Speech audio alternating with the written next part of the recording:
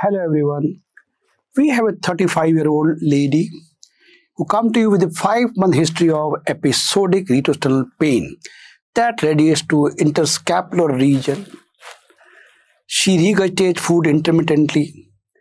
ECG during pain episode shows normal sinus rhythm without any ST wave changes.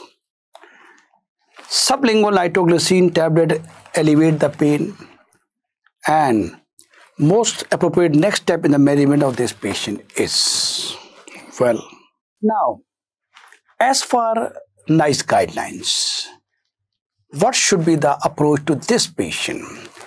Esophageal motility studies, so-called manometric recording. This patient's symptoms, spontaneous pain, odynophagia for cold and hot food are suggestive of diffuse esophageal spasm. Like in the history, the pain is precipitated by emotional stress, hot and cold food is there. Now, resolution of her pain chest after taking nitroglycerin, well, this at one point strongly goes in favor of angina, but this is again can happen in esophageal disease also. Nitrate and calcium channel blocker, they relax myocyte in coronary vessel, everybody knows. But they also relax smooth muscle in the esophagus, thereby they elevate the pain. Esophagography may or may not show the other abnormalities like corkscrew shape of the esophagus. So manometry should show repeated non-peristaltic high amplitude contraction either spontaneously or after ergonovene stimulation. Now what about 24-hour pH monitoring? Radiation of pain to back and precipitation by emotional stress make diagnosis of motility disorder more likely than GERD. This we do for gastroesophageal reflux disease. History is not pertaining to GERD, but it is most commonly caused by burning discomfort, rather radiating to pain in association with esophagitis. This is not the feature that we see in GERD.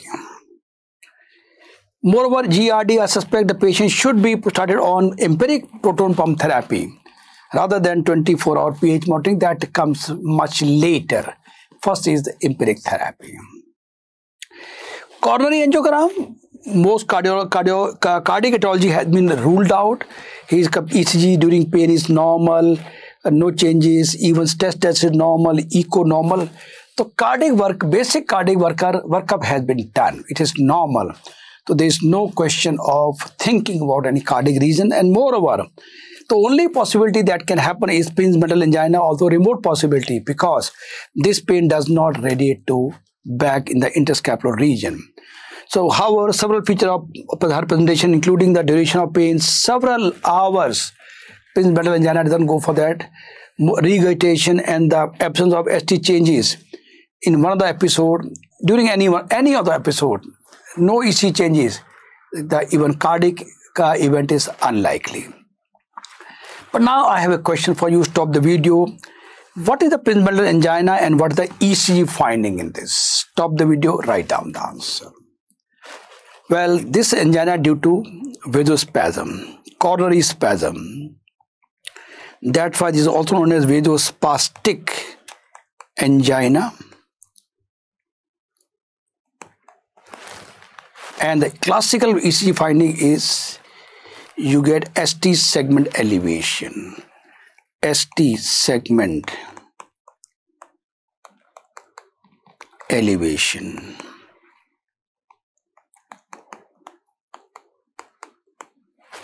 Okay, ST segment elevation is there, which is also seen in acute MI. And in this we give nitroglycerin as a drug of choice, or we can also give diltiazem also. Right? This is about Prince metal angina. Let's look into other option. Option C is incorrect. CT scan of the chest with contrast. This without contrast is helpful in diagnosing pulmonary embolism or aortic dissection.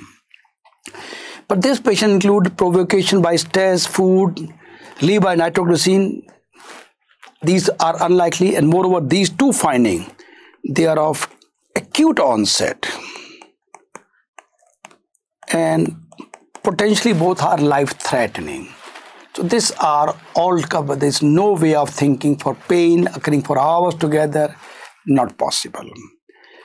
Pulmonary perfusion scintigraphy, this we again do for pulmonary embolism, again is a acute onset. So there is no chance of pulmonary embolism in this case. Golden line to remember, episode of dysphagia, regurgitation, pain chest, precipitated by emotional stress, raise the suspicion of esophageal motility disorder, such as diffuse esophageal spasm. Manometrics establish the diagnosis of diffuse esophageal spasm. Now look into this lovely picture. Motility study, just see this pharynx, upper esophageal sphincter, esophagus, upper, middle, lower, and lower esophageal sphincter. This is normal. Now they look into diffuse esophageal spasm. This is normal, this is normal. This is also normal. Problem lies in this, in the middle and lower. They are still in spasm. You can see spasm is there. Right? Lovely picture. Of course, others have also been there. Not only this, it's a beautiful slide. It mentioned about other feature also. Now in scleroderma, problem lies in the middle. Just see lower also, but it is the diffuse spasm. There is no spasm. There is no motility. In achalasia, we are getting primary problem is in the lower end of esophagus. Okay, you can see esophagus sphincter. Just see esophagus sphincter. Problem is impaired relaxation. So you are getting problem in achalasia at this particular junction. It's a lovely slide. I hope it gives an overall view of the motility studies.